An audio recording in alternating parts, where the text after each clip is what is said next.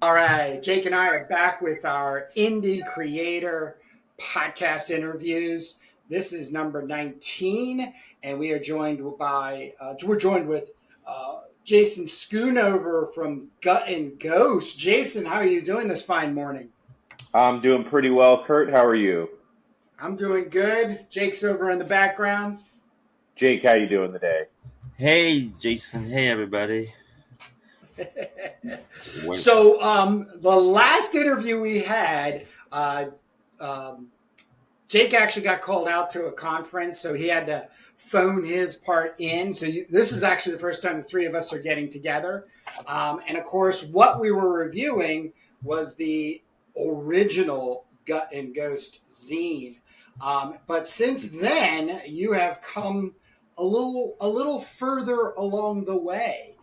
So we're going to be digging down into your most recent version of Gut and Ghost, Lights Out, as well as in turn for the Indie Comic Creator Exchange. You have a copy of our newest second turbo teaser, first 12 pages, and we'll get some feedback at the end from you. But this is super exciting, and Yeah, I think you're just as super excited as things are rolling through. yeah, So we have three pieces of this interview we're going to repeat as we did last time, which is we're going to talk about your process, we're going to talk about how you're promoting this, and we're going to ask you once again what's the future of comics. So with that being said, what has happened since here? yeah, quite a bit. It feels like, yeah, that was. It feels like that was a long time ago. And I was just had 3 pages, and then, it eventually got to 9 pages, and I said, good enough. I guess it could have been more, but it got to a decent stopping point, and yeah, I mean, I just kind of kept drawing the whole time, and I never really like scripted this like overarching thing. I had like a general idea of where I wanted this particular part to end, and then a general idea of where I want the overall story to go. Which I think the more I draw and the more I write, it's starting to become a little clearer. So I finished that. I put that out.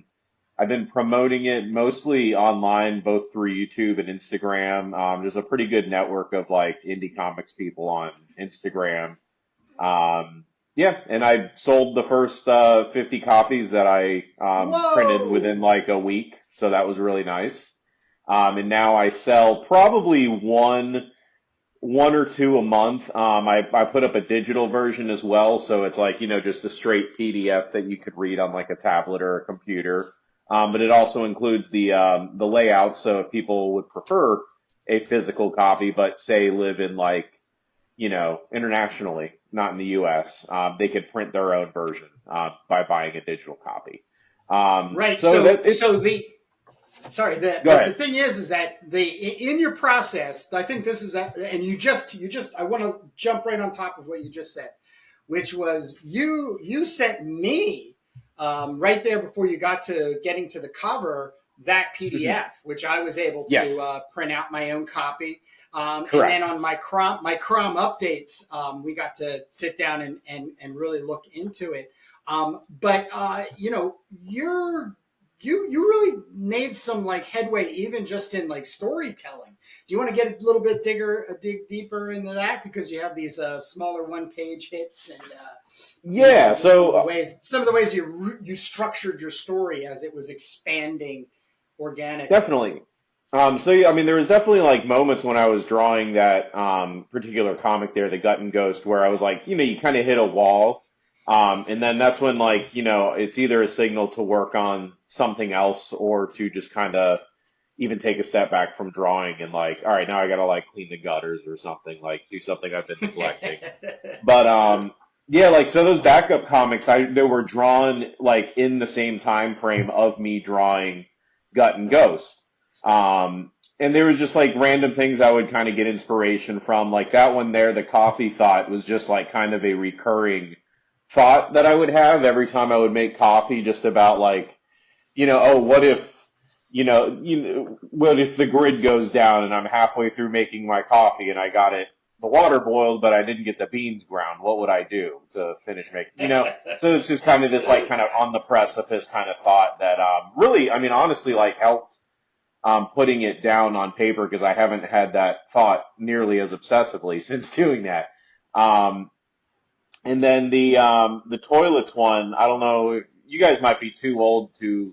You probably missed the Skibbity toilets thing that was like pretty huge like a year ago on Yeah, my YouTube. my students are all Yeah. over it. Okay, yeah. So Jake Oh, knows because he's a teacher. Yeah, yeah. So that was like my version of like Skibbity toilets, and then you know, it was like a little kind of limerick kind of thing, but you know, not really that dirty. Um, and I made sure it was funny. I had my 5-year-old approve it to make sure that it was funny. So you know, I kind of like that one. It was just silly. And then the incinerate one, I think I was just listening to that Sonic Youth album a lot at the time, Rather Ripped, and the opening lyrics for it are just like you know you can kind of see they're pretty on the sleeve, very visceral. So like that would be like a fun like 1 page illustration, and then I took that as an opportunity to experiment with watercolors a little bit.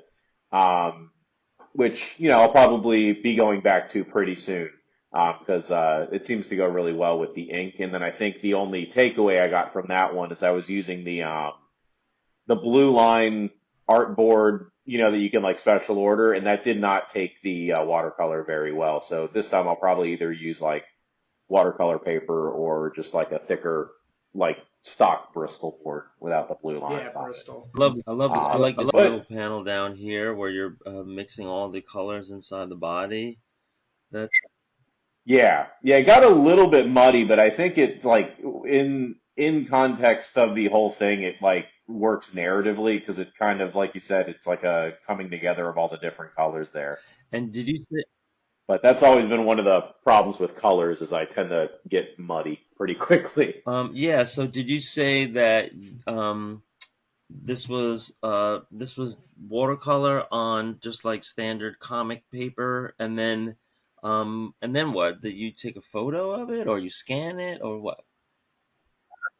That I scanned. I basically I don't have an 11 by 17 scanner, so I just scanned the top half and scanned the bottom half, and then stitched it together in GIMP, which is like a free shareware version of Photoshop on the computer. And then you know adjust contrast where necessary and saturation and color just to where it doesn't. You know you don't want to misrepresent it, but you don't want it to look. You know, if you don't adjust those things, they tend to look pretty dead, like, you know, on the computer. So I wanted to get as close to like, Yeah, you know, real punch, life as punch it possible, up, which right? I don't know if through, Modern magic.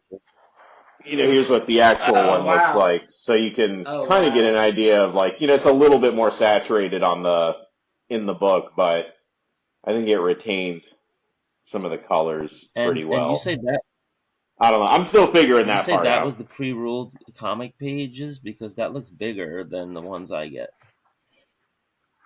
Yeah, it's yeah, the 11 by 17 blue line art book, Pro Comic Art Boards, item number BL1001. Um, and it says prints at 67%. I don't know. Okay. But yeah, it's just it fits in a standard like 11 by 17 like portfolio thing.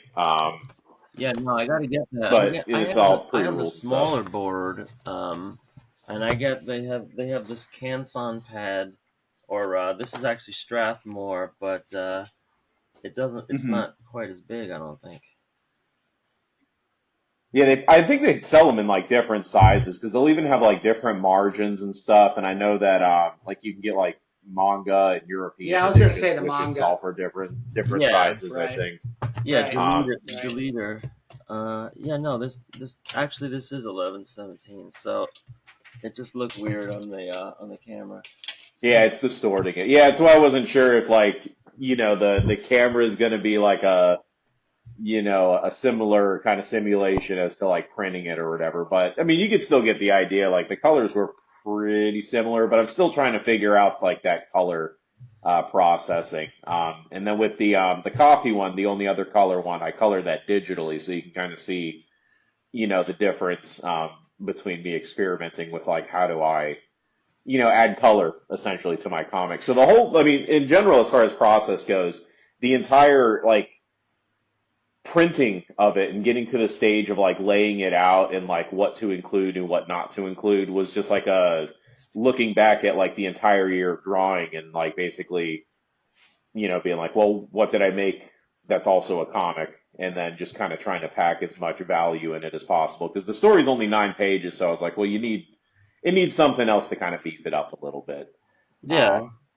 Well, Which, yeah, yeah, you have a lot of stuff in the back that reminds you of like Raw magazine or an anthology. You have different styles, yeah. different formats. This page right here, you're shooting it way, way, way down from the original, so it's like really detail. It looks really detailed at that size. And Yeah, I think that's why I like working so big because it like, when you look at some of that stuff in person, like you can see a lot of wavering in my pen lines and stuff. And, some of the tools like I'm experimenting with, like I'll try these like Chinese brush pens for a little bit. And then I got really into the Pentel brush pens towards the end of making the comic. So like, while there's not too much of, like a variation between like, character models or like the way things are rendered. Like I was definitely like going through like, well, what type of materials do I like to use? And I think I kind of arrived at like that kind of brush marker. But now I'm like all about these little detail brushes with just like a little reservoir of ink um, lately. So I think that might be the direction I go in moving forward. But we'll see. It's like I'm always experimenting with like what can I be making a mark with and like lately I've just been attracted to what do I feel like I don't excel at that good, and so I've been getting into the brush to try to like, get that muscle memory of like when to press down, when to pick up, and all the different like lines that it could kind of make Yeah, without last putting a last lot of night information down. last night I spent some time watching you on YouTube, and you were working Oh on yeah, the Frank Miller of the yeah, in the Dark Knight pose for the After Frank Miller zine that you're finishing up. But yeah, I what with the Crom the Barbarian collected and the pinup you did for that. Let me just grab it, which is here's the Crom. Of course, it's a sprint. every time we get, yeah, that's right, that's great, man. So yeah, there's a link in the description to get to Jason's YouTube channel where he does a lot of just kind of, what do you call it, drawing and jawing. Drawing and drawing. It's mostly me just kind of talking to myself. I try to make it relevant and like talk through process, but I still don't think I figured out the exact formula for the channel other than camera facing down at whatever I'm working on. And It's a then good place sometimes to I'm start. talking, sometimes I'm not It's a talking. Sometimes it's saying things that are earnest. Sometimes I'm just kind of like doing voices to myself and I forget the Well, camera's on. just a suggestion. Yeah. Doing it that way, doing it that way is great, but also don't diminish the value of cutting up Yeah. pieces Yeah. out of it and then dumping it back on YouTube, Instagram, Facebook, and the such. So because Yeah. what you're doing. Like literally the physicality of what you're doing and the fact that you were taking Frank Miller and putting him as a portrait in his own pose for the for the Dark Knight. Yeah. It came really full There's circle. this attraction. Yeah, there's some good attraction to it. But I think just that one thing people really do enjoy is process. Whether they Yeah. spend an hour and a half with you, is really up to that individual. But the time I It's spent with you available. last Yeah. night, yeah, the time I spent with you last night, it got me thinking exactly what you were just saying, which was that, that pressure when you're Yeah. working and really allowing the brush tip to kind of do a lot Yeah. more work than just like, here's a line, here's another line, here, oh, I'm almost done. Let me put some Yeah. stippling in here. Less of that mechanical and more of that artist's Yeah, inflection. and it becomes a game of like how can I do this in as few like moves as possible or as few marks as possible. So it's like you Sure. kind of it's a real fun like kind of line to kind of ride. Especially like again like one of the things that like I've always not necessarily been criticized for, but had pointed out to me by instructors, and even like I could see it in some of my older work is the tendency to like overhatch. So it's like moving to the brush where, it's either a lot or it's a little, and then there is some in between, but it's in the speed at which you use the brush where you can kind of get those in between things. So you have to be abbreviated.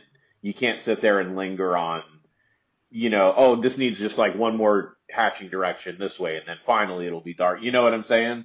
Yes, Like there's an yes. inherent contrast to it, and it's just relying on the tool to do its job, and then you're just a facilitator of that, I guess.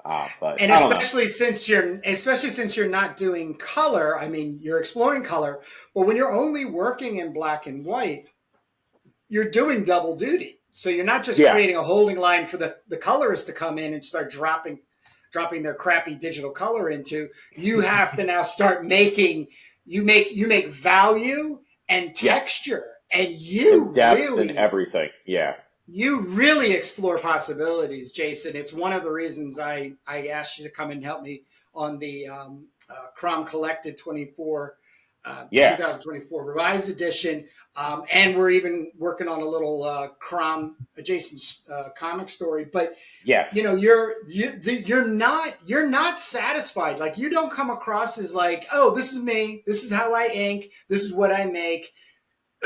There you go. Like, you're yeah, constantly thinking about what else that you can do to level yourself up, but even yeah. find new marks and stuff. But I think like whenever you're drawing though, like I don't know how it is for anybody else, but I can't help but be conscious of like these small choices I made, which is like, I mean, kind of been what's helpful with recording myself and throwing it up on YouTube is like I get a chance to take Yes. that third person point of view and see Yes. what do I look like outside of myself while I'm making these decisions. But Yeah. inside, it's like, I might have an idea of like, all right, I want this little tiny part to do this, and then it doesn't do that, and then it's like, all right, well, I can sit here and fuss over it, and I'll never get the comic made, or I can move on and make the things around it start to get close to that. And I think, I'll always notice that, like, oh, if you go to this little wrinkle here on the floor, and you notice where it starts here, and then it gets sharper as it goes this way. Nobody's going to notice anything like that. What they see is the overall contrast and the depth or whatever that you're trying to do. But I mean, for me, it's helpful in that whenever I do approach something like that again in the future, it's already in my mind. They're like, oh, remember that time you did this with the brush? Don't do that this time, or at least try not to do it this time, or ease into it so that way you know Right. what the threshold between just right and too far is. So I don't know. For me, drawing is like one of the only times like I'm actively conscious of trying to do something, but I don't know exactly what it is I'm trying to do, but I know that I'm not, you know what I'm saying? It's, Yep. you, Yep. you get a really good kind of look at yourself almost, but Yep. just Yep. within the Yep. context of putting something on paper.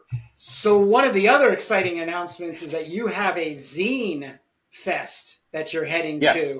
And I also want to thank you because I'm going to start flashing up some of the pages from the two zines that you sent me, which is your Frank Miller, which is Here's taking a the test print here. famous, yep, the famous Dark Knight, brunched up, ready to punch up pose, and then just doing what you want. And then you had a bunch of Facebook pen and ink portraits that you Yeah. also have been doing. Can you share a little bit more about your anxious anticipation and excitement for hitting the Zine Fest? Yeah. So this should be a lot of fun. I've never done like anything that's been oriented towards like, self-publishing or comics or print or anything. I've always only ever done like art markets and been like kind of the odd one there. But I'm really excited for it. It's just very fortuitous that I had recently, finished Gut and Ghost, so I'll have plenty of those to sell. And then I also was like, well, I have like years worth of portraits of, that I've kind of been not necessarily working towards anything, but it's always been good practice. So I decided I'd make a little portfolio because one of the things I would like to get into is doing more portrait commissions or just commissions in general. So I figured I'd like to make a cup, like basically these kind of just function as art books and portfolios a little Nice, bit. So this one is nice. more observational portraiture. The cover is from a practice drawing I did before I participated in the Hartfield, South Carolina portrait competition. Um, and it just basically kind of goes through like the years 2021 to now of all the different portraits I've done. Pretty much they're all pen and ink. This one here would be like dip pen and brush, um, dip pen and brush, dip pen and brush. And then it just kind of I discover the fountain pen, and that's pretty much what all the rest of them are, all the way through. But yeah, most of them sourced from my sketchbook. I started drawing on different materials like Bristol board and BCW comic book board, like, the little backing you put in comic books. Like this one I did on BCW comic book board here. Yeah, so like starting here is when like they kind of left my sketchbook and I was doing more commission based stuff. So Wait. Put it back. Yeah, put it back. Wait, put that last one back. Flip the page. Okay. Now let's look at that left panel. Oh this wait, one no, here, one more back. that one right there. So is that Robert Crumb or something? Yeah, that's Robert and Eileen Crumb. I did that one for Inktober 2023. The Kayfabe Tober prompt. It was Underground Comics All Stars. Right. So I know, and you got that from a photo or something? Yeah, it was just a photo I found of them on Google. I think it Wow. was I think it was just from an article either about Aileen's death or it was right before she died. Right. Yeah. So your portraits really remind me of Crumb when he gets older and he starts just like doing these portraits like pretty seriously, and he's Mhm. got this great like lens, that he just does everyday people in. And, Yeah, sometimes he centers on these kind of like thick women, still, but, sometimes yeah, it's not. And, and you see that, this whole new side of him. yeah. And, It's like a softer side of him. You see that, and it comes out a lot in his portraits of like blues musicians, which he himself is like a ragtime bluegrass musician. So I wonder if the music has something to do with bringing out that softer side of him. yeah, well, he's also got one of the foremost collections of, Yeah, of early vinyl. I mean, it wasn't even vinyl. I guess they were 10 inches, so they were made out of like shellac or something. But yeah, shellac. Yeah, he's got some of the rarest, some of the rarest blues recordings. Those are really good. Whenever I see ten yeah. inches, whenever I see 78s, I'm like, oh God, what kind of garbage is this going to be? And if you ever find a 78 that's like old blues, you might have something in your hands. Like Yeah, like Robert they're Johnson. they're incredibly rare and like I guess like I'll beat the crap too. They're hard to find in like good quality. Yeah, Um, it hardly matters. But his yeah. So I've seen some of your stuff online, and it really reminds me of those kind of Robert Crumb sketches, yeah, and it's kind of like and a that a classic kind of drafting style that you don't see too much, nowadays. yeah, I mean that's definitely 100% what I'm going for. Like I love the way he does comics and stuff, but I think the other half of Crumb that is absolutely essential is like no, the guy actually like knows how to do observational art.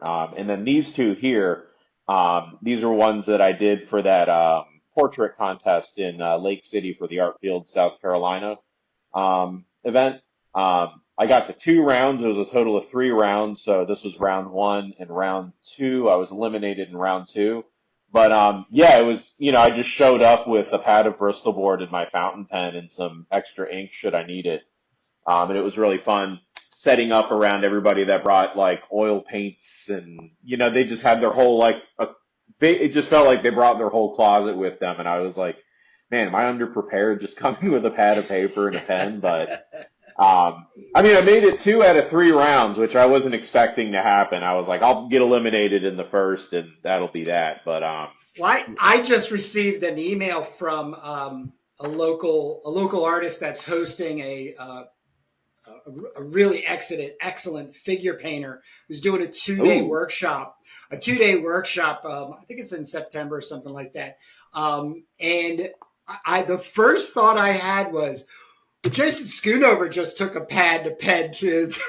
yeah, I'm just gonna bring. yeah, I'm just gonna bring my little. I have a cleaner's bag. A cleaners use it to put all their cleaning supplies in to go to clean yeah, houses. I got one of those, and it's just full of my color pencils, my color markers, my yeah. paint. It's like, and I'm thinking, you know what? I might just go and do this because I I don't mean, it's want one to of the paint. I things. don't want to paint, Yeah. but Well, it's it's a one of the great things I love about experience. drawing is you don't really need all the gear. You Yeah, just kind of need a yeah. couple of things.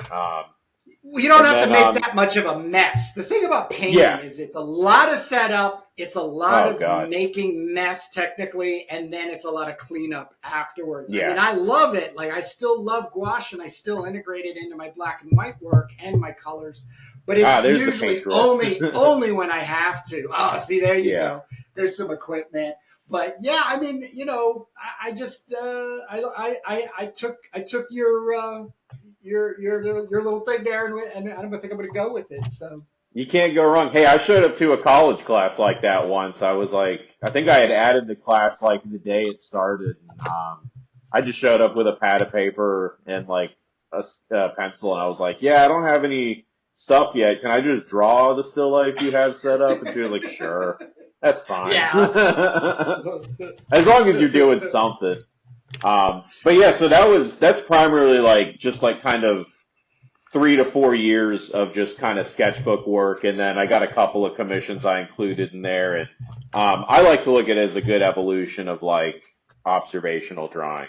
And then this one is just like for fun, after Frank Miller, putting them all in that kind of crunchy pose. And I just as characters were coming to me, I did this in the span of I think June 21st up until last Friday, I think was the last one I did. So in just under a month, maybe just over a month, but I just kind of riffed, Oh you yeah. know, you got Master Blaster, RoboCop, Sonic the Hedgehog.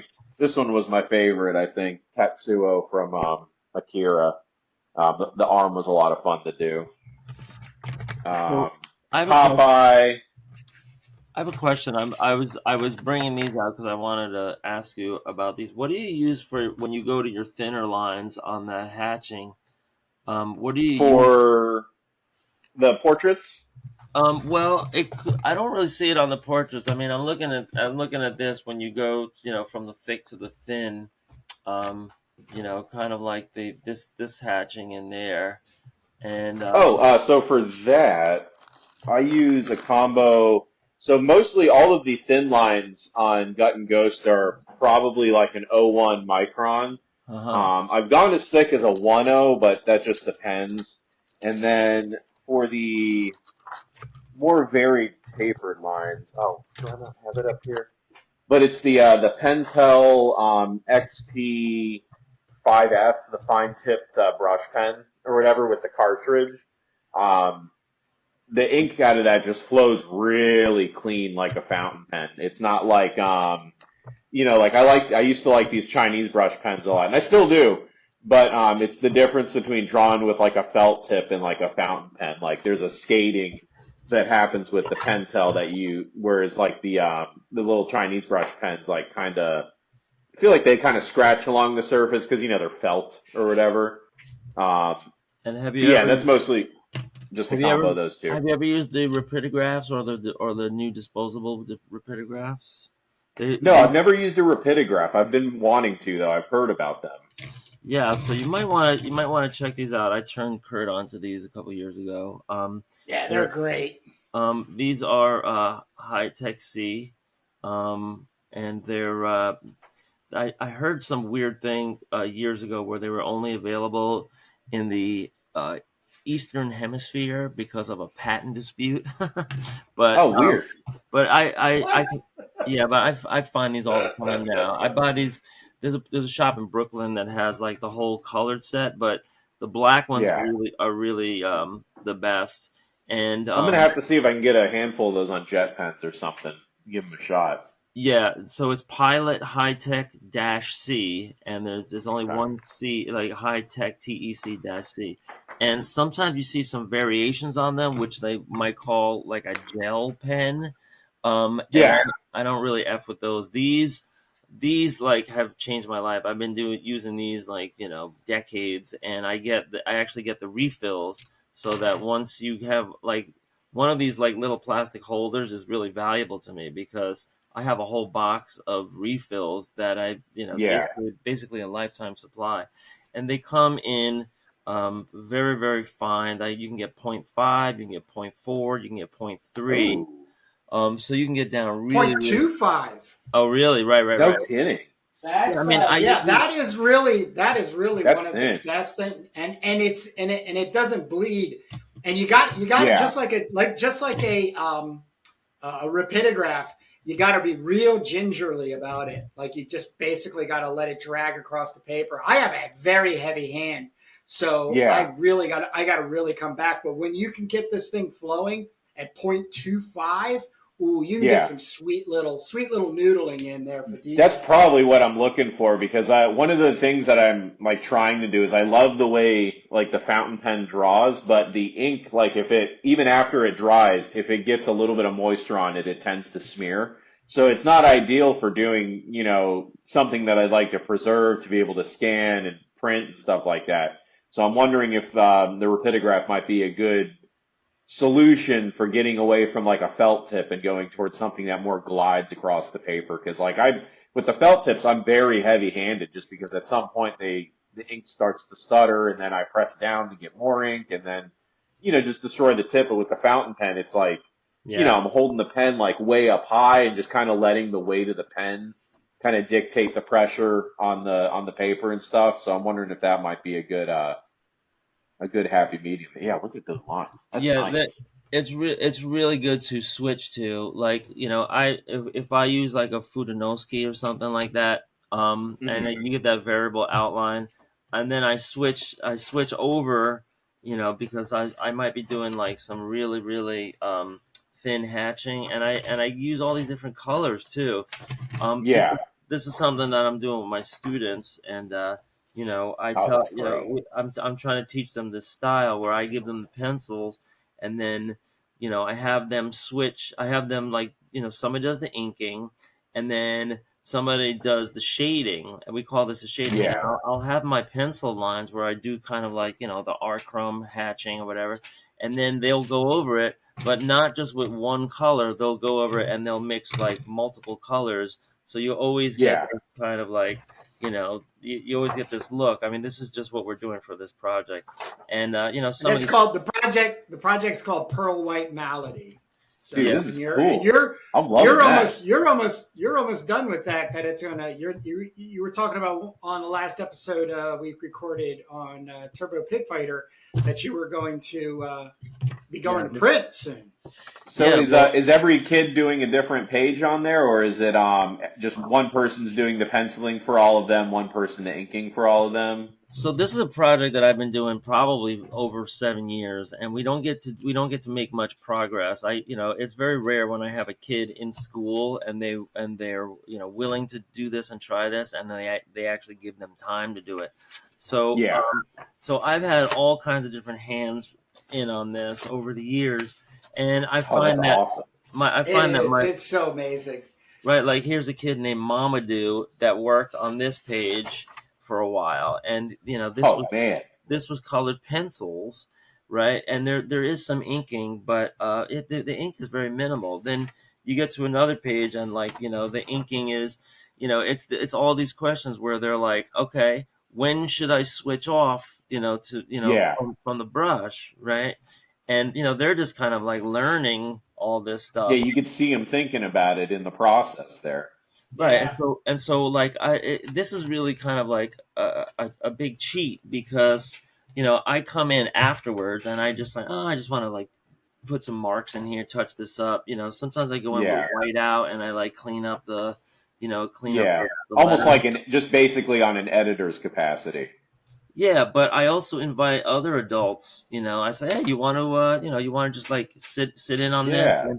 And That's really, so you got like essentially a whole jam coming there. You know what I'm noticing though is like even though you got a lot of different hands, is like there's still a cohesion to it, you know? well, it's my pencils in the beginning, but then Okay. you don't know what's going to happen because sometimes Yeah.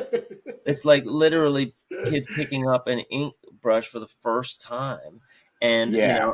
usually I have them practice like on a Xerox before I Yeah, give get a them, piece of paper, test. Yeah, and then absolutely. Yeah, no I'm matter like, what your skill level, you should have that piece of paper next to you. yeah. Hey, And yep. so I'm like, yeah, okay. So you passed the audition. Now I'm going to give you like a penciled page, and I find that this might not be surprising, but I find that the sixth graders are not as good as the high school kids. uh, the I have high school interns. They're not really my students, but I have two or three a week, and they come and they intern with me. um, Yeah, they love this, and they're good at it. And so this is like chapter one. I have four chapters that are ongoing, and chapter yeah. one is all finished on the internal pages. And I'm just doing. This is going to be the inside front cover.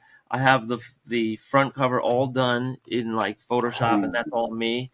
But that's awesome. yeah, I mean it was ink to Photoshop, and then I still don't have a back cover and an inside back cover. So I have like this poster that a kid worked on.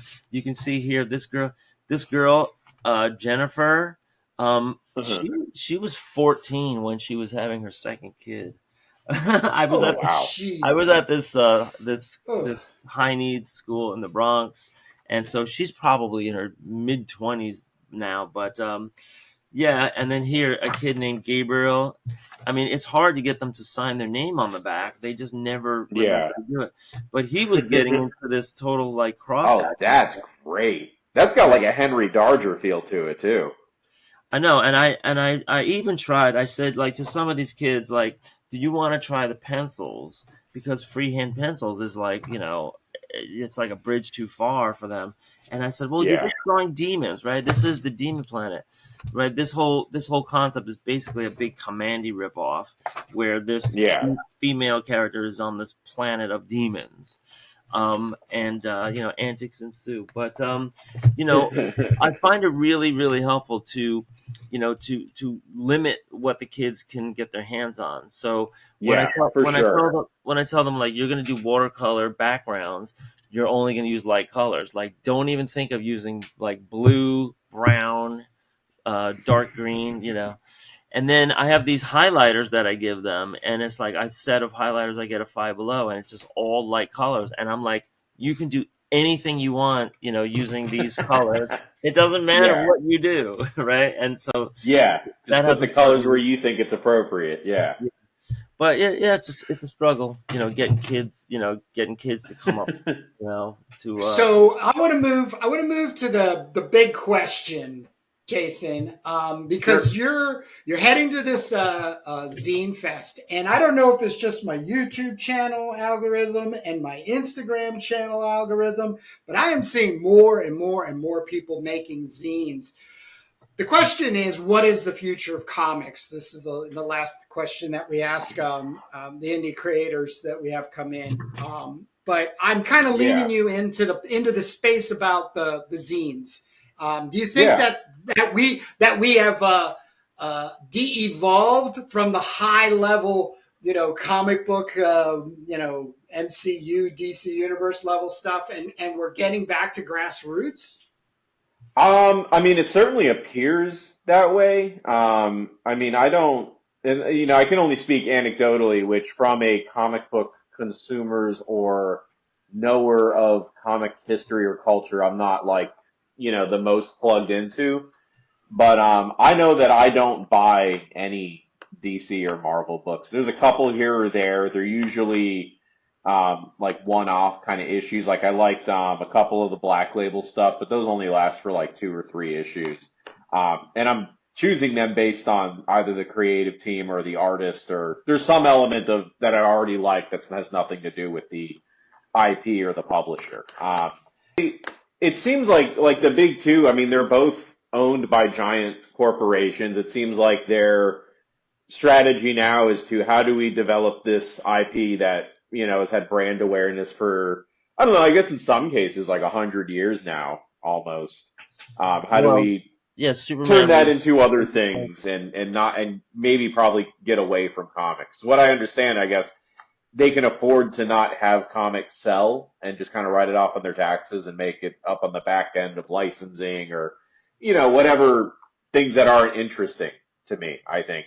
And then where I do see a lot of energy in the comics that I buy, it's either like Simon Hanselman seems to be doing really well with publishing his own stuff and being his own distributor, and I think Nate Garcia does a similar thing. So I think you're seeing like a lot of people realizing that, I mean, you might not be able to be as like prolific as you'd want to be, but you can kind of do all this stuff in house by yourself, especially with computers and there's tons of publishing services. Yeah, it just seems really open to people, and if you want to put in the work, you can do it. But it is a lot of work, so Yeah, I really don't know. It's going to be really tough to say because I think without having just like distributors and without having storefronts, you're all like you're having to make your book, you're having to get it to print, and then you're also having to sell it while also coming up with the next book that you're going to, because I think a lot of this stuff too grows exponentially as you beat the street and get your stuff in front of people. The more things you have that you can put in hand that feel like, yeah, I'd pay $5 for this kind of thing, which is subjective, but yeah, it's in some ways it's definitely opened it up, but I think in a lot of ways it's definitely a lot harder because there's no really like hand, I guess, that could grab you from up high and pull you up. You kind of have to just do it all yourself. yeah, Kurt and I, we argue about this all the time. The worth of Marvel and DC today.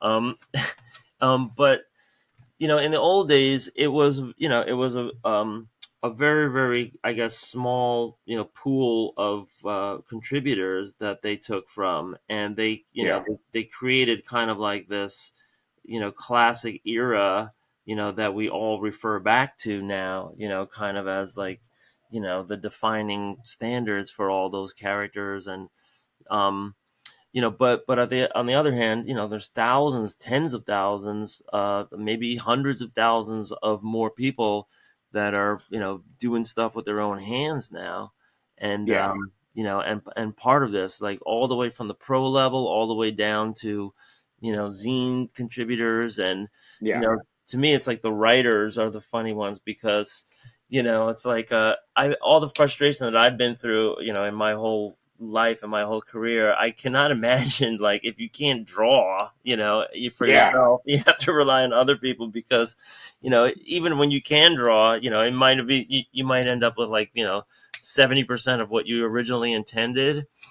Yeah, So and then to have to give that vision to somebody else because you don't have the. Yeah, I agree. Like if it feels like if you're a writer, I don't know what you do because like there's a totally. small niche people that are reading comic books, and I don't know what the regular book audience is, but like I feel like if you're a writer and you're interested in comics, you should probably try to write actual like short fiction too. That's not necessary. You know what I'm saying? Like Yeah. it's like similar to the way that I approach drawing. It's like, well, I don't just do comics. Like I like to do observational drawing and like that's my absolute favorite. Is just like observational drawing. Yeah. Um, and then like comics are just like, oh no, if there's a way to, it just seems like a natural pivot for as far as like how pictures can tell a story and like kind of the halfway point between like text and image and all that fun Yeah. stuff.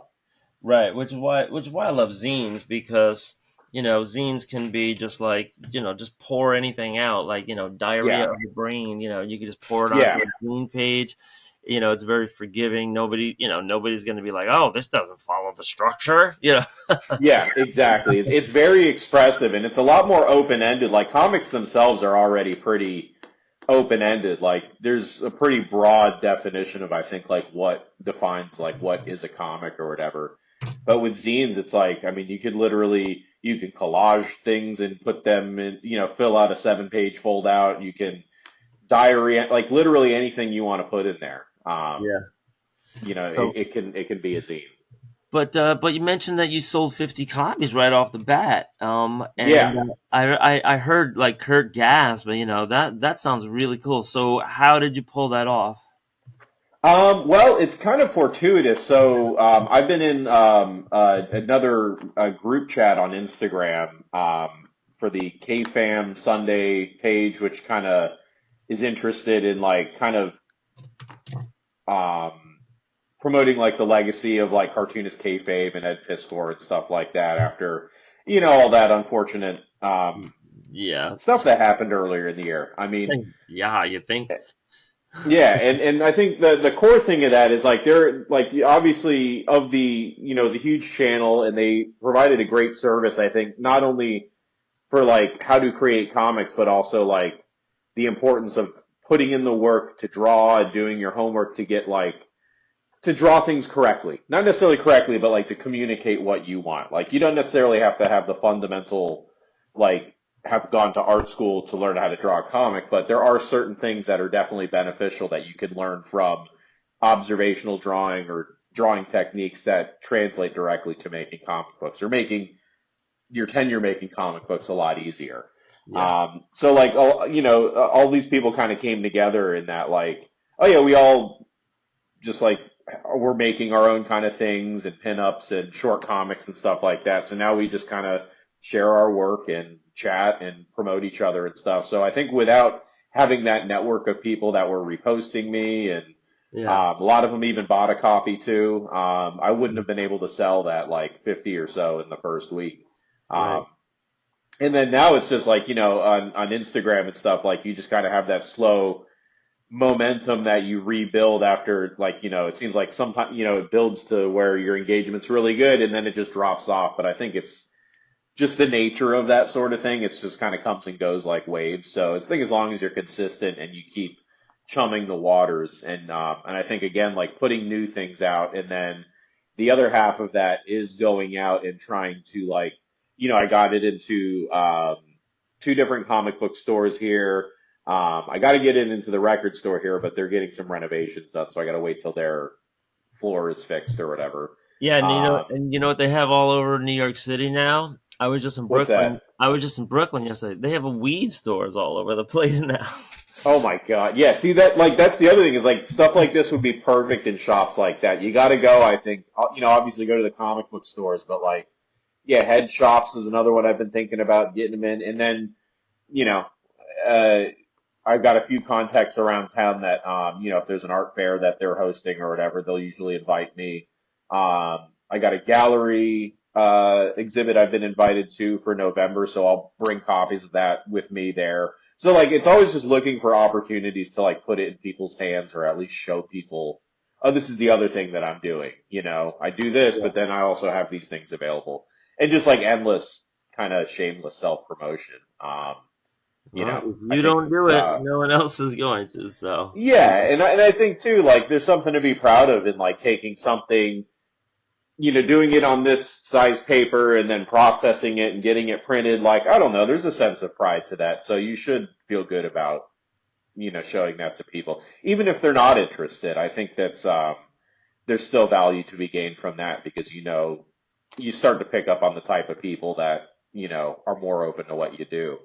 Um yeah, so yeah, it's there's just people. an ever going process. Sorry. Yeah, right. I mean, it depends where you live. It depends, Yeah.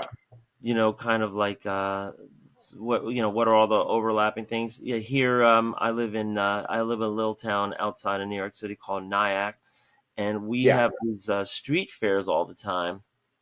And so it's all these like craft people selling stuff. Somebody takes pieces of wood and they make it into cutting boards. And then Yeah. some people, you have artists and photographers and painters and everything. And if you do stuff like this, it's the kind of thing where if you get one of those little shady tents, you could sit Yeah. down and have a portrait thing going on right Yes. there. you know Yeah. That's kind of my formula, especially like at those types of events. Like you get your cutting boards, you get paint, and like the price point. The point I'm trying to make is that it's usually like pretty high for stuff like that. So I don't know like what type of salespeople usually get, But my strategy is like, well, if I go in with like $5 comic books, I'm, still above my price per book to print. I have original art that I'm going to try to sell, like with the Frank Miller one that I made here. I want to sell the book, but I also kind of want it to work as like, oh, I also have these original drawings for sale too. I've already sold like three of them, so I essentially paid for the printing of the book. Wow. Um, it's just kind of like, what kind of things can I make to turn into something that I can in turn sell for, you want like a lower price point. $5 people generally aren't too disappointed to part with. Especially if it's like, what you're getting 16 pages of different riffs on the same pose and, you know, um, and then the other thing too is I wanted to add the value of putting a blank figure on the back so people are encouraged to, draw their own and then Finish send it. it to me. And then Right. I'm going to make a landing page that basically compiles all of these submissions and then put the book on there, be like, oh, if you haven't grabbed a copy of the book, it's here, and put updates about like any upcoming books. Like one of a fun idea I've had after making this is doing a book of the presidents in this pose, and then just like you do the president, and then you just put like little facts about them, so it's like you can kind of Yeah. sell it as being educational, I guess. Yeah, that sounds good, and it also sounds educational. I would just probably skip like some of the lesser presidents because Yeah, right there's a couple of presidents in there that didn't do very much. Um, you sure. know, and They weren't very triumphant. yeah, you brought in something interesting about the interactive nature of the way some of these things could be. Like you're inviting people to draw over the sketch and then send it to me.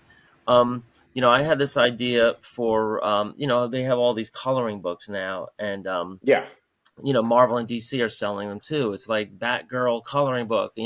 yeah, It's like 50 years of Batgirl art, all black and white line art, and you can color it and yeah, I get those at Ollie's sometimes for only $2. I think the printed cover price is like 14.95 or sure, whatever. yeah, So so there's that, but then I have something I've been doing in my classroom for a long time, where we always have the problems with in the inner city. Sometimes you have problems with engagement, and a kid's like, oh, well, I can't draw. You why are you bothering me? All this.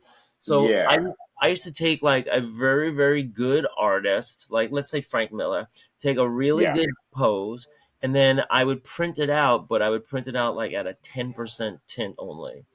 And then so yeah, instead of coloring, you're asking the kids to trace yeah. and To basically ink it. ink it. Yeah, they Yeah, love that. And so yeah. I don't know why people aren't publishing, inking books or tracing books, which Oh, yeah. you could then color on top of it, and you could be a lot more Yes. part of it.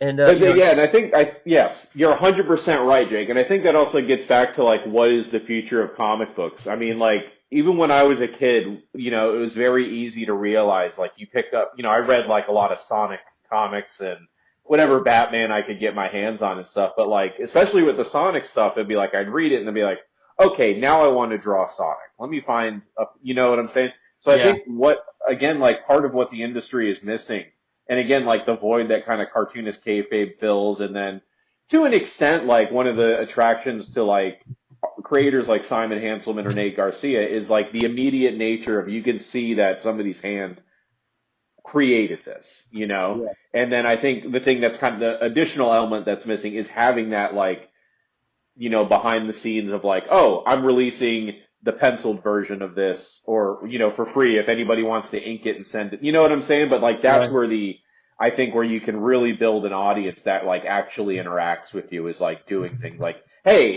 here's the black and white. Let me get having a contest where people color this.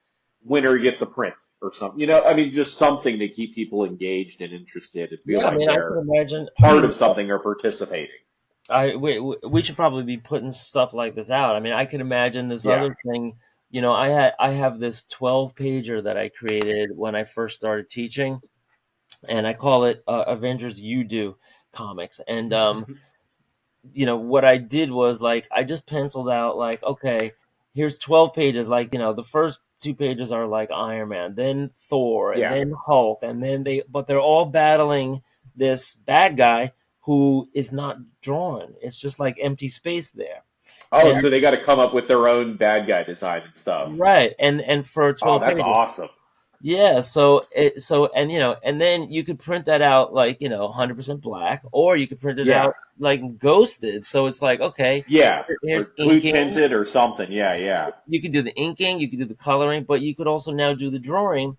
And I said, like, if it's a bad guy, so like, who cares? Draw a blob, Yeah. draw a fuzzy monster, draw whatever you're. Anything you want. Yeah. Exactly. It So could even be a blank man. I mean, like, there have been worse gimmicks in comic books. You want to just go ahead and jump into talking about some Turbo Pit Fighter? Sure, yeah, we can do that. all Awesome, right, awesome. yeah. So Kurt is calling time on us, man. We could talk for hours. No. Yeah, no, we were that's having a good time drawing over here. No, I got you. So part of the exchange is exactly what you see here on the screen. Yeah. So Jason Well, sent us Turbo a copy Pit of Fighter. Gut and Ghost. We sent Jason a copy of the second Turbo teaser, first 12 pages. And now Jason lets us have it. Yeah. So This sucks. yeah, the second part really fleshes out what you guys had in the first part. What I really like is that, like, we already we had a small, like, what you had in the first part was like a good small glimpse into the world. It'd be enough, like, if I saw a snippet of this in like an anthology magazine, I'd be like, well, I really hope the next one's going to be in the next month's anthology magazine because I want to know where this is going.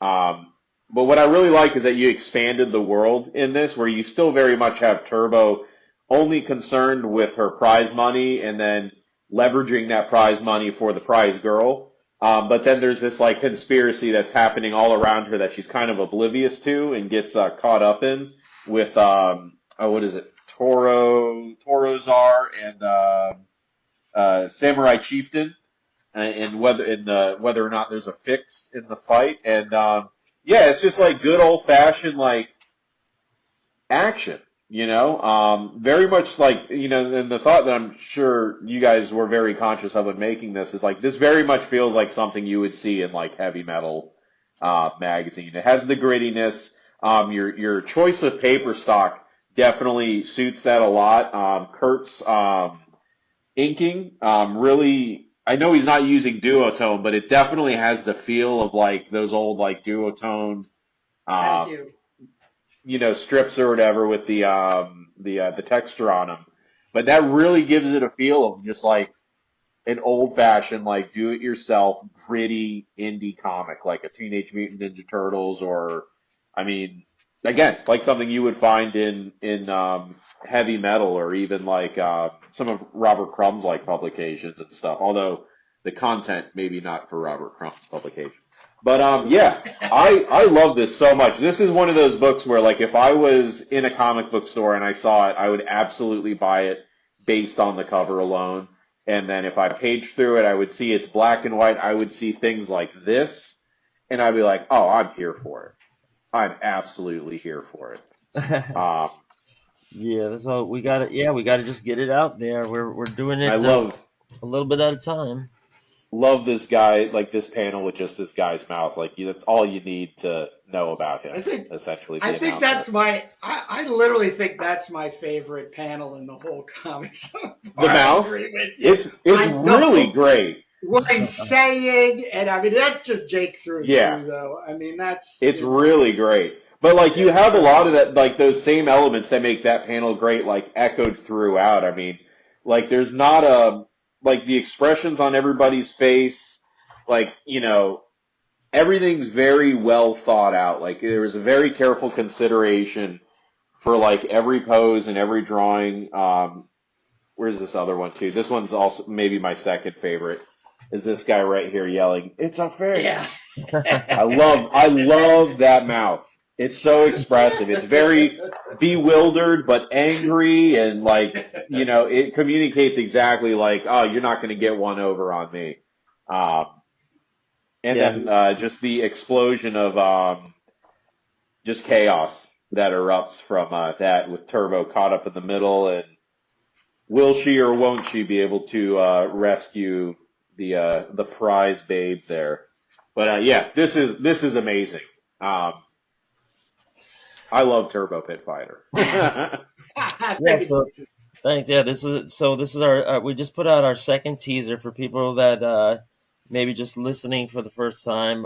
We're doing a sci-fi post-apocalyptic comic story. We are, big fans of heavy metal, and then obviously the Road Warrior is my big, Yeah, my big world. But we put out a teaser when we finished the first 8 pages. I'm sorry, 6 pages, and then now we're putting out a teaser that contains the first 12 pages. So we're building little by little, and then we threw some extra stuff in the back where we have sketches and kind of like descriptions of what's coming up. And with prose, you can really squeeze a lot of information in there for people that want to bother to read it all. And so it tells you how you can clue in to this whole world that Turbo lives in, and subscribe to our Substack. yeah. I Which was gonna say it seems like I saw you guys have a Substack. That's a good move. Yeah, that was totally Kurt's idea, and he sees every week I have all this like stuff oozing out of me, um, and in a good way. Got to um, put it somewhere. Yeah.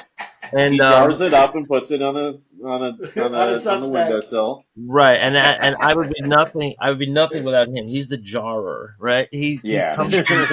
And Thank you, Jake. Thank you. Thank you. Yeah, he we're boils them in the water so they're airtight. Yeah, yeah. Sterilize. I have to sterilize them. Making Jake's preserves. so yeah,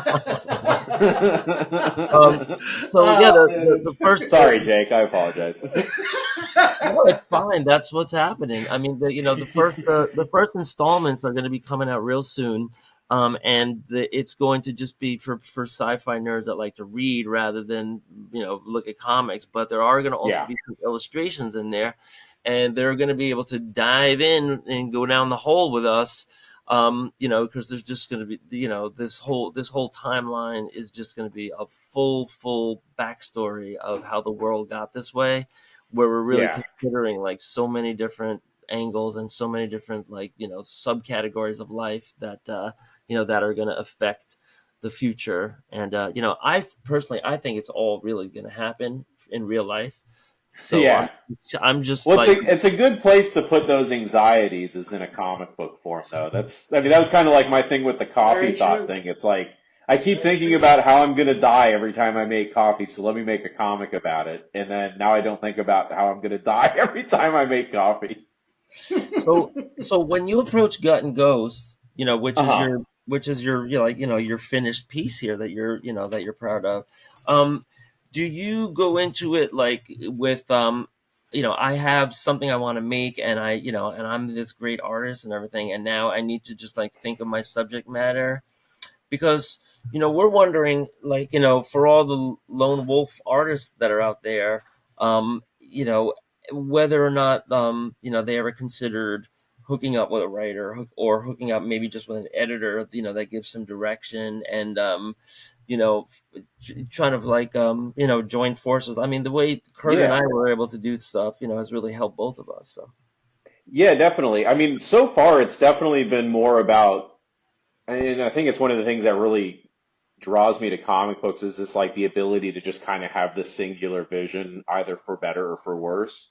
hmm And then with Gut and Ghost, I mean, I think it was simultaneously like trying to figure out how I can make comics and then also like the content of which I put down. Like, I mean, again, whether or not somebody can read that into it, like it definitely came from a place of like, oh no, I feel like this needs to be here kind of thing.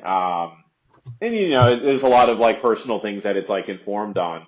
But I think where I could definitely like be open to having either collaboration or an editor is like, I have these 9 pages that I did.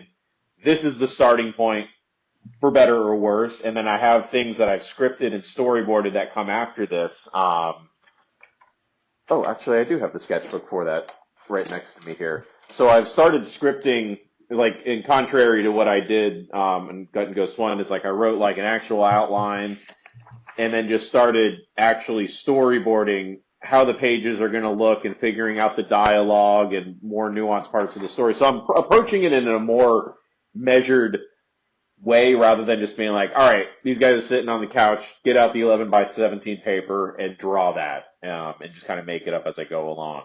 So I think whatever shortcomings I have, as far as it being kind of more the singular vision, um, probably just stems from me trying to figure out like how to do something. And I've always kind of been that way. Whenever I learn something, it's like, no, don't tell me how to do it. Let me get my hands on it.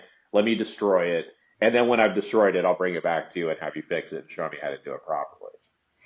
Yeah, I mean that's the art for art's sakes portion of it, Yeah. and Kurt, Kurt, who was that artist that we were swooning over? I think it was Drew Ye. Kurt got Yeah.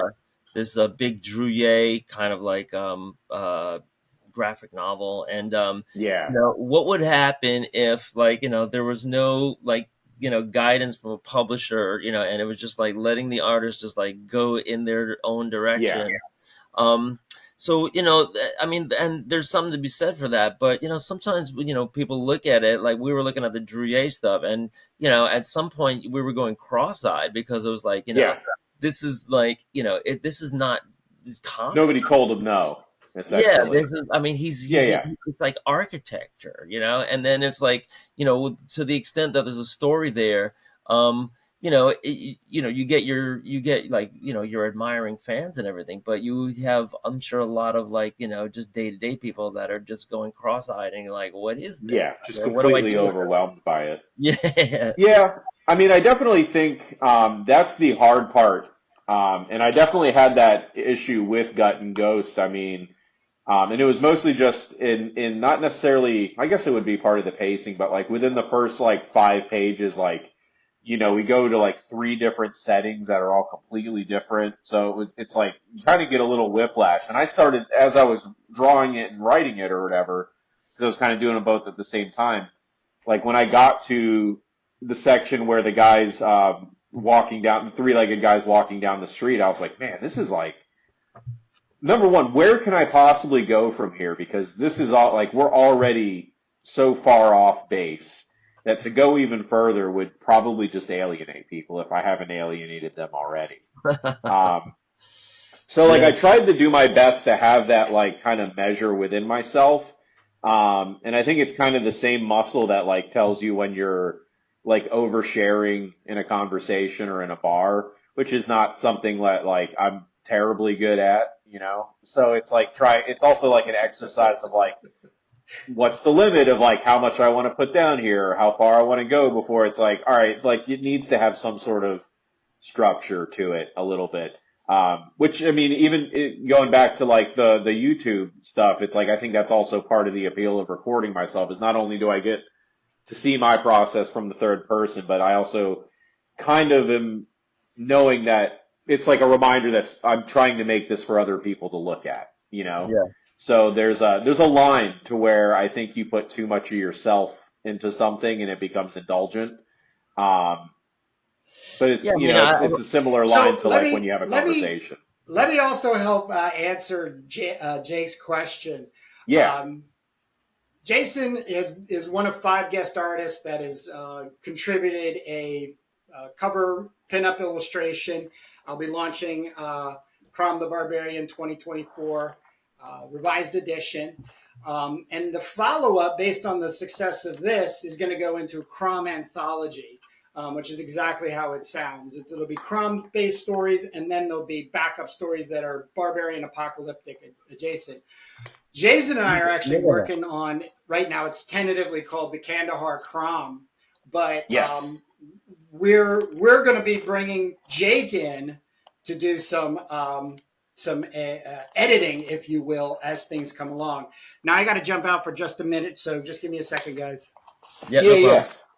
I But mean, yeah, I to love what that. I Kurt love that. says, yeah. Go ahead. Oh, go ahead. I'm sorry. Here's No, I the said full pin up. right. That's the whole thing, right? Wow. Yeah. I mean, it seems to me like you have a couple of different working styles that are very similar to each other, and it seems like Gut and Ghost is just very, very conceptual, and you're really asking Yeah. people to come on a ride with you. And Yes. I wonder what it would be like if you met your Harvey P car, you know, Yeah. because Yeah. No, I'm curious about that too. Um, but because yeah. because your style really lends itself to storytelling, and and this like really, really classic, black and white, pen and ink, illustration drafting, which I think is very utilitarian. Yeah. Look at that example right there. So I wonder if, you know, and I understand, like, we spoke about Marvel and DC. Like, if somebody Yeah. gave you a script of like, okay, this is going to be like Nighthawk versus Tigra, you'd probably be Yeah. like, oh God, gouge my eyes. But like But once, yeah, just to work on something I don't have any like personal stake in. Yeah, that's so I'm kind of like edging towards that a little bit. Like Kurt's definitely been the most active as far as like a collaborator, like with the pinup, and then we are working on that comic together, which at the moment is kind of like on the back burner. But we've scripted something together that we've gone back and forth, and he's helped me tighten it up and look at it from different perspective, and kind of actually make it a more interesting approach than what I was initially doing. And then in my head, I have the kind of layouts for what I want those pages to look like. I just haven't had the opportunity to put them down on paper just yet to get back with Cart. And I actually haven't even looked at the notes he sent me back since the last time we met. But where do you get yeah, that? so Where do you get that guy's face from? which guy? Kurt, take that thing down. You just have the picture up there. The barbarian. Oh, Yeah, where? sorry. Can you hear me? So, Yeah. oh, the Crom the Barbarian's face. So that's from Guido Cognacci's painting, David holding the head of Goliath. So I think I kind of just approximated the face of David, and just kind of made him a little beefier and gave him a broader chin. So it's Uh-huh. kind of maybe just exaggerating certain features while keeping some other features. And thankfully, it didn't look too alien. It looked, 'cause sometimes when you do stuff like that, it'll tend to look a little, it looks like you did that, but I think I got the sweet spot with that. Yeah, no, it Um, looks like because Conan the Barbarian, it's always like the square jawed, like yeah, archetypical guy, and so here yeah, it I looks tried to like keep those things in mind while like looking at the picture. So the painting of David, like he's almost like he's a really like kind of effeminate looking like boy. right, So I tried to like, I thought it would be fun to kind of like go halfway in between and kind of retain some of that softness, a little bit. Which mostly I think it was just like in trying to capture the lighting of the painting. And then because I'm not painting, I'm doing pen. It was like, all right, now how do I not make it look as harsh with all the hatch lines? So I was looking at a lot of etchings and stuff too to like kind of get the texture correct. So it was just kind of like an amalgamation of like several different things and then just fudging it in my head until, you do it and then you take a look back and like, oh, it looks right, just kind of judging it based on that. Um, no, it's great. It's great. I mean, the amount of white on the Thank you. page, the amount of dark on the page is great, and Yeah. Oh, people. that's all a cue from the painting. Yeah, the sharp contrast to that painting is pretty much. I thought that was the thing to retain that would still, not only does it give it that visual, like you can read it better, Yeah, but it also gives it drama, and then it also, still retains like kind of being a study of the painting. So, trying to like do a whole bunch of things at once, at least from a intent right. point of view. So, and I when I see, hey Can you Kurt, when guys I hear see, me? Can you yeah, hear I me? I can. can hear you now. Okay, great. Great. Hey, look, we're over an hour. I think we've actually really done justice to this. Yeah, we had a good time. And as we've stated in the past interviews, which is probably the most exciting thing about Jake and I starting the Indie Comic Exchange, Creator Comic Exchange, is we're going to have Jason back. And because Oh, the whole idea here is when we have something new to share, we're hoping Jason has something new to share. And if that is so, then we're going to get back Yeah. together and we're going So to I catch will. up. So after the Zine Fest here, I'm going to be diving back into Gut and Ghost, as well as another comic that kind of is a companion to Gut and Ghost. And then for Right. fun, I was talking with that group chat that I'm in, and I thought it would be a really fun idea to redraw Frank Miller's The Dark Knight Returns, but make it about McDonald's and call it Dark Mac, the Dark Mac Tonight Returns. So basically, I'm working on that right Oh, here. We wow, have look at Ronald that. McDonald Oh, my God. That's awesome. in the place of Bruce Wayne, and Oh, this is so. That's the a idea tease. is, yeah, That's a that's a tease. tease, Jason. The That is idea a is tease. he dons the Mac Tonight costume again to revive the Oh, brand. man. But Jason, thank you so very much for taking Of the time course, joining us. I had a great time. As I also teased out that the three of us will be getting together at some period of time. I just wanted to add that, with my Crom project, one of the things I tell all the guest artists is that, this is for the fun and joy of it, that there's a very low Yeah, to no stress, you pushing, I'll be getting back on Crom. Crom. Yeah, getting that pushed off the side so you can get your zines out there and everything. That is totally appropriate behavior. Yeah. So, and thank you for communicating that to me. But Oh, other of than course, that, yeah. that's all I have. Jake, do you have anything before we let Jason get back to being the master creator that he is? Nah. No, people, check out our other interviews and check out our flip throughs on Comics that Influence. And of course, don't forget to check the Making of Turbo Pit Fighter, where we go page by page, panel by panel. It was great to catch up with Every Jason. Sunday. Can't wait for the next go around, part 3. Yeah. See the next batch of progress. Yeah, can't wait to see it. All right. Take care, Jason. We'll see ya. All right. You guys have a good one.